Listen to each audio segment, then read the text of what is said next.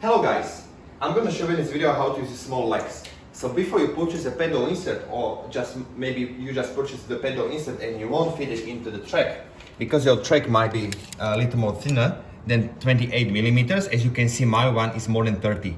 But for those who have like a less than 28 millimeters, you will need those small legs. And I will show you how to install those small legs. So just grab the pedal insert with you. And you have to put the small legs on the bottom of the pedal. As you can see, there is a small U-channel, and the same U-channel is on each of the small legs. So just put them inside in this way. So the small U-channel is sticking outside, so extending your pedal bottom part more than 1 centimeter. And this one is less than 28 centimeters. That helps your situation if your track is less than 28. So put another one on the other side of the pedal insert.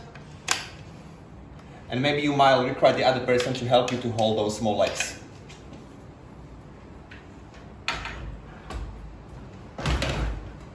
I can do it by myself. So as you can see, the pedal is sitting on small legs, and it allows the pedal to sit on those small legs. So with the legs, you'll be able to do the basic installation as you did before. So just put the ball against the wall and to sit them in a slot. So it's sitting on the small legs right now and allows me to install the pedal.